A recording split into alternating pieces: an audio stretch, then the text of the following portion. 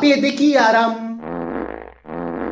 পাদ, প প্লাস আকারের জন্য আ প্লাস দ।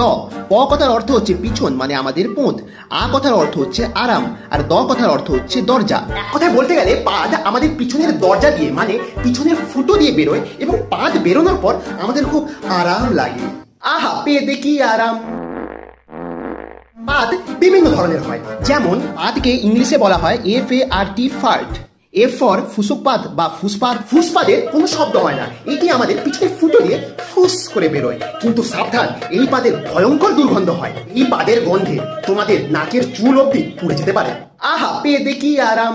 এ ফর আকস্মিক আওয়াজ পাদ। এইরকম পাদ আকস্মিক ভাবে ধরাম করে মানে শব্দের মাধ্যমে আমাদের পিছন দিয়ে বেরোয়। এইরকম পাদের বেশি গন্ধ হয় না ঠিকই, কিন্তু এইরকম পাদ এতই আকস্মিক হয় যে পাদে সেও বুঝতে পারে না আর আশেপাশের লোকেরা চমকে ওঠে। আহা পেদে কি আরাম।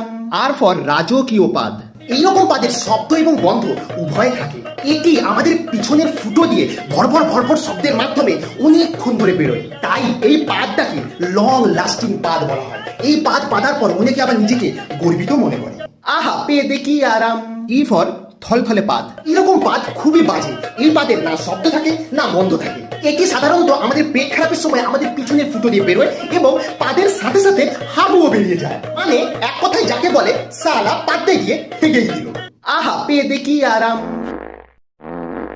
পাদার ধরন পোত তুলে পাদা, যারা গর্ভের সাথে পোত তুলে ভর বা ভর ভর বা বুম করে পাদে। পোত চেপে পাদা, যারা লাজুক হয় তারা পাদার সময় পোত চেপে চেপে ফুস ফুস করে পাদে। সুর করে পাদা, যারা সুরের সাথে প বা পুই করে পাদে। হাগার সময় পাদা, যারা হাগার সময় হাগার থেকে বেশি বুম বাম করে পাদে, বাথরুম কাঁপিয়ে দেয় ভাই। মুতার সময় পাদা, যারা মুতার সময় মানে টয়লেট করতে করতে পাদে। সরে গিয়ে পাদা, যারা পাদ পেলে খালি জায়গা দেখে সরে গিয়ে পাদে।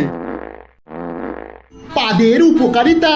পাদের মাধ্যমে আসল বন্ধু চেনা যায়, কারণ যে বন্ধু তোমার পাদ মারার পর তোমার পাদের দুর্গন্ধ সহ্য করে তোমার সাথেই বসে থাকবে, সেই হচ্ছে তোমার আসল বন্ধু। রান্নার কাজেও পাদ ব্যবহার করা হয়, কারণ পাদের মধ্যে থাকে মিথেন গ্যাস।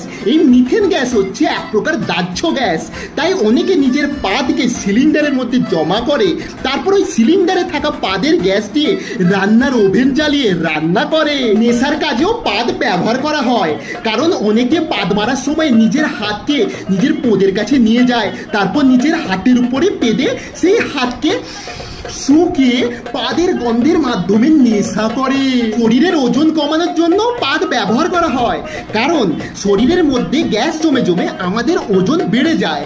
পাদের মাধ্যমে ওই গ্যাস বেরিয়ে আমাদের শরীরের ওজন কমতে থাকে। কাউকে খুন করার জন্য পাদ ব্যবহার করা হয়। দমে মূলা খাও, যাকে খুন করবে তাকে বেঁধে রেখে তার মুখের সামনে দমে পাদতে থাকো, অটোমেটিক শ্বাস আটকে দুর্গন্ধের জন্য তার মৃত্যু হবে।